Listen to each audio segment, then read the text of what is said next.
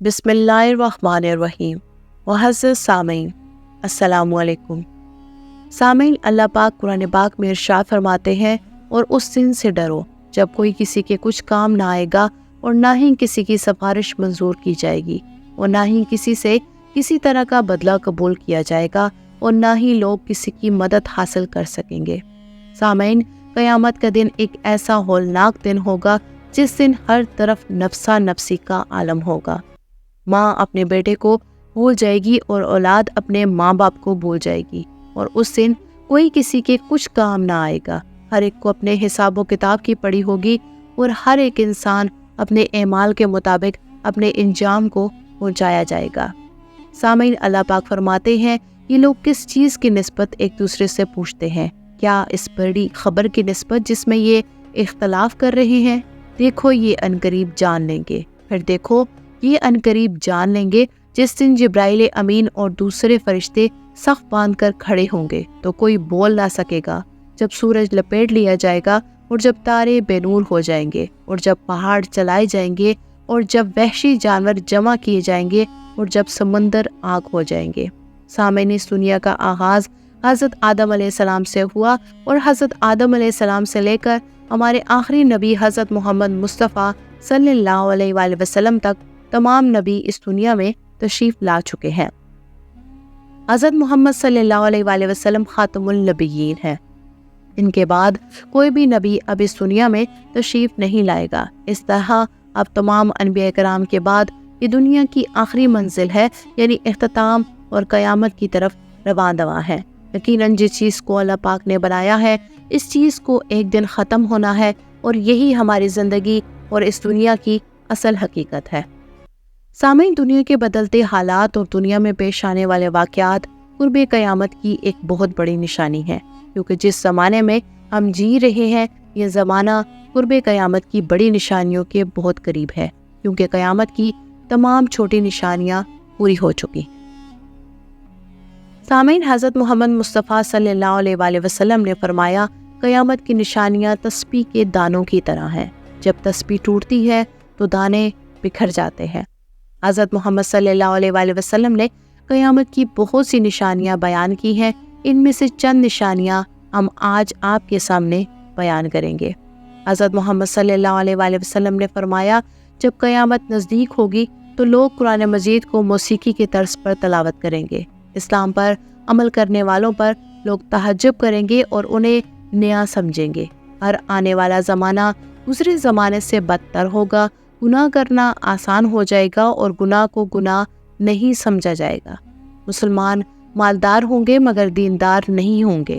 قتل و قتال زیادہ ہو جائے گا، قاتل اور مقتول کو معلوم ہی نہیں ہوگا کہ میں کیوں قتل ہو رہا ہوں یا پھر میں قتل کیوں کر رہا ہوں۔ دنیا کے مالدار لوگ بخیل ہو جائیں گے، جہالت عام ہو جائے گی، لوگ دنیاوی تعلیم یافتہ ہوں گے مگر دینی علم سے غافل ہوں گے، لوگ زکوٰۃ کے حقدار نہیں ہوں گے مگر زکوٰۃ کی طلب کریں گے، عورتیں کپڑے پہن کر بھی ننگی ہوں گی، یعنی کپڑے اتنے پتلے ہوں گے جن سے ان کا جسم نظر آئے گا۔ زمانے میں برکت ختم ہو جائے گی، سال مہینے جیسا، مہینہ ہفتے جیسا، ہفتہ دن جیسا اور دن گھنٹے جیسا گزرے گا۔ عرب کی سرزمین پر فراخی آئے گی اور مدینہ منورہ کی آبادی زیادہ ہو جائے گی۔ لوگ صحیح حدیث سے انکار کریں گے اور جھوٹی حدیث بیان کریں گے۔ مال سے محبت کی وجہ سے بیوی بھی اپنے شوہر کے ساتھ تجارت میں شریک ہوگی۔ شراب کا استعمال زیادہ ہو جائے گا، لوگ شرابی مشروبات پر بھی مختلف نام رکھ کر استعمال کریں گے۔ ہر آدمی چاہے گا کہ اس کا جسم دبلا اور مضبوط ہو جائے۔ بے حیا عورتیں اور موسیقی کے آلات زیادہ ہو جائیں گے۔ لوگوں کی نماز اور زندگی میں خشوع ختم ہو جائے گا، جھوٹ بولنا عام ہو جائے گا اور لوگ جھوٹی گواہی دیں گے۔ دین پر عمل کرنا ایسا ہوگا جیسے آگ کا شعلہ ہاتھ میں پکڑنا، زنا کرنا آسان اور زنا کے اسباب زیادہ ہو جائیں گے۔ مسلمان ہر عمل میں کفار کی تابعداری اور پیروی کریں گے۔ قرآن مجید کو لوگ ذریعہ معاش بنائیں گے، کفر آسان ہو جائے گا۔ انسان صبح کو مسلمان، شام کو کافر اور شام کو مسلمان اور صبح کو کافر ہوگا، مگر اسے معلوم ہی نہیں ہوگا۔ سود کرنا عام ہو جائے گا، فتنے زیادہ ہو جائیں گے اور دینی علم کم ہو جائے گا، مرد کم اور عورتیں زیادہ ہو جائیں گی۔